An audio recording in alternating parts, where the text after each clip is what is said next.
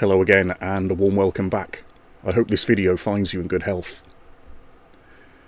During the previous chapter we had analysed Heather's abortion story in Silent Hill 3. Therein I had noted several early in-game references that may come to symbolise this sensitive subject, including collecting and using the coat hanger, an internationally recognised symbol of protest for women's rights to body autonomy. I would also compare that to the fact that she's being pressured into having the baby by Claudia Wolf, the leader of the town's religious cult, and how this may be an artistic interpretation of the influence that religion has on conservative American politics. The topic of abortion rights was a key policy during the George Bush administration, a reminder here again that Mr. Bush was the American president at the time of this game's development. He would later go on to sign the Partial Birth Abortion Act of 2003 in the months preceding the release of Silent Hill 3. Mr. Bush's time as president isn't always just remembered for his attack on women's rights, however, as we'll come to see during this video. Herein we'll look at the symbolism of Native American genocide in Silent Hill and look at how that genocide would later come to inspire the Nazis' conquest of Eastern Europe. We will also discuss the statues in Rosewater Park and see how they might connect to the history of colonial slavery, the US Civil War, and ongoing civil rights issues for African Americans. Right, let's crack on.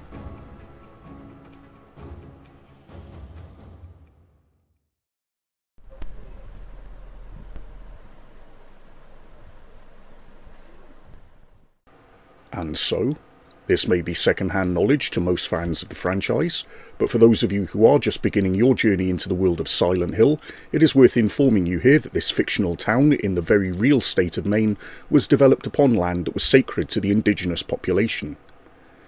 This desecration of sacred ground by the pilgrims may in fact have a lot to do with the manifestation of the evil spirits that come to inhabit the town. This is a popular trope in the horror genre, by the way.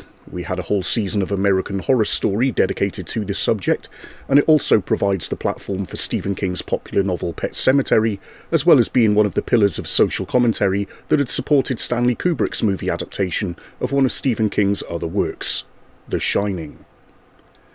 Both Mr. King and Mr. Kubrick had provided much inspiration to the creators of the Silent Hill video game series, and we'll come back to discuss this inspiration as time goes by.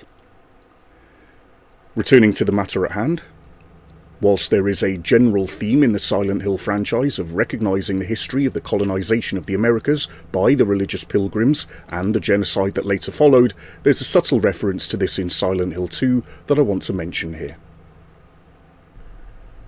As we head up Nathan Avenue towards the Silent Hill Historical Society, we come across this petrol station, explicably named Texan. Perhaps a mashup here of references to the Exxon petrochemical giants, and a possible reference to Mr. Bush being both a former oil baron and a governor of the state of Texas. That isn't a surprise, of course, but what is a surprise is the artistic choice to depict a Native American upon the gas pumps. It's hard not to look at this and see it as a form of social commentary on the stealing of resources by the descendants of colonial settlers, perhaps much like the stealing of Middle Eastern oil by George W. Bush and his father, Bush Sr. If you're not sure about the social commentary aspect here, we'll take a walk over to the other side of the pumps. Here we can find a book entitled Lost Memories. This book, which also appears in the additional Born from a Wish scenario and the sequel Silent Hill 3, divulges the history of Silent Hill. I want to note a few excerpts from the book that stand out to me, beginning with the opening lines. The name comes from the legend of the people whose land was stolen from them. Powerful, resonating words indeed. In addition, there is also this excerpt. Upon the hill where the light descended, the beast intoned his song. With words of blood, drops of mist, and the vessel of night, the grave became an open field. Again, this may bring to one's mind the atrocities committed against the native tribes. I also want to highlight that this second excerpt is part of a puzzle in the Born from a Wish scenario, one that has a handwritten note detailing the following. Blood equals red, mist equals white, night equals black. Whilst these are of course the obviously associated colours of the said things, they also happen to be the colours of the Nazi flag, and perhaps a subtle reference here to the Nazis' infamous Nacht und Nebel or night and fog policy. Maybe this is just a coincidence, of course, but it wasn't lost upon yours truly, given that the Nazis' Lebensraum policy in Eastern Europe was heavily inspired by the subjugation and genocide of the indigenous natives. Adolf Hitler had, of course, used many of the destructive policies of 19th century America as the basis for his own schemes, including the previously mentioned Nuremberg laws, which of course had targeted the German Jews. Whilst this at first may seem a far-fetched theory, it is worth noting here that to access this puzzle you had to climb up through a chimney, and there may be some Holocaust-related symbolism here also, certainly when weighed against other potential references to the Holocaust that can be found in the Silent Hill games. Once more we can see here Holocaust survivor David Oller's shocking drawing depicting the crimes committed at Auschwitz. This drawing is once again called "Freedom Begins at the Top of the Chimney."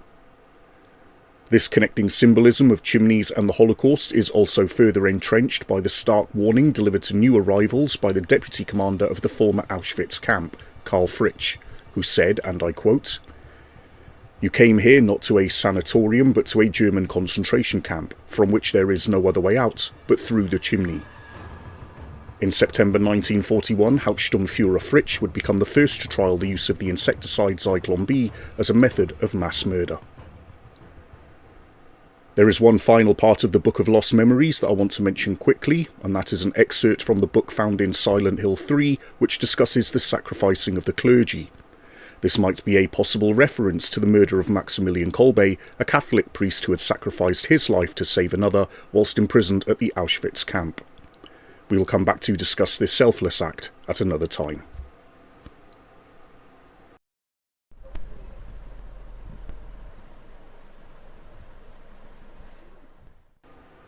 Before we get into discussing any supposed connections between the various statues here in Rosewater Park and the history of colonial slavery and ongoing civil rights issues in America, I want to point out here the very first statue that we come across when entering Rosewater Park. It is a statue of two headless figures, smartly dressed, shaking hands.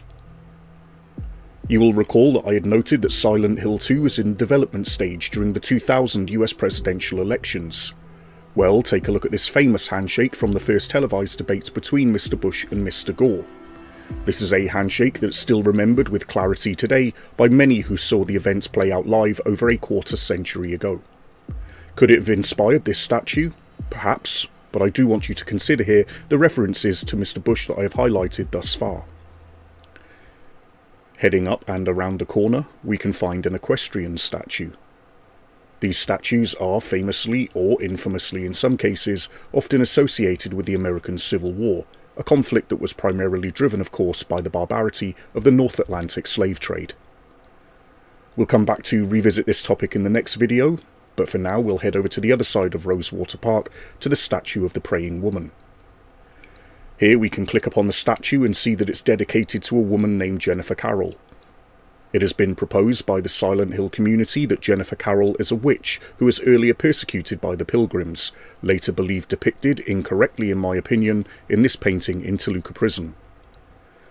We'll come back to discuss these paintings during a later video, but for now, if we were to read the inscription upon the statue, we can see here that Miss Carroll was persecuted by the Christians. Surely you're thinking to yourself that I can't possibly have a connection that matches up with this lady Jennifer Carroll, and certainly not one that occurred during the game's development stage. Well, as it happens, I do, and it once again involves the notorious GOP. Back in the year 2000, again during the development stage of Silent Hill 2, this lady, Jennifer Carroll, an immigrant from Trinidad and Tobago who had later went on to become a decorated US Navy veteran, was running for a seat in the US House of Representatives by attempting to win the vote of the electors in Florida's 3rd Congressional District. Again, we've previously spoken of the controversy of election results in Florida during the year 2000, the debacle of the US presidential elections, ultimately decided by the state of Florida, may have led to the seemingly deliberate naming of the protagonist in Silent Hill 2, James Sunderland, which again means supplanter of a divided land, a possible artistic metaphor here for the conspiracy of the 2000 election results. Anyways, as it turns out, Miss Carroll would be later defeated at the polls.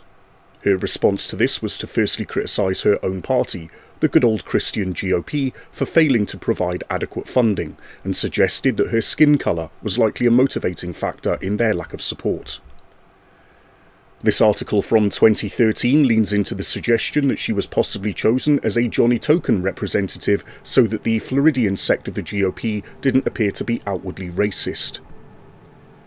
This story, of course, was part of a much larger one that had severely impacted the disenfranchisement of the black community in Florida that year, as I had previously highlighted during the voting scandal of the 2000 US presidential elections, when more than 10,000 black voters were illegally barred from voting by the Republican Party.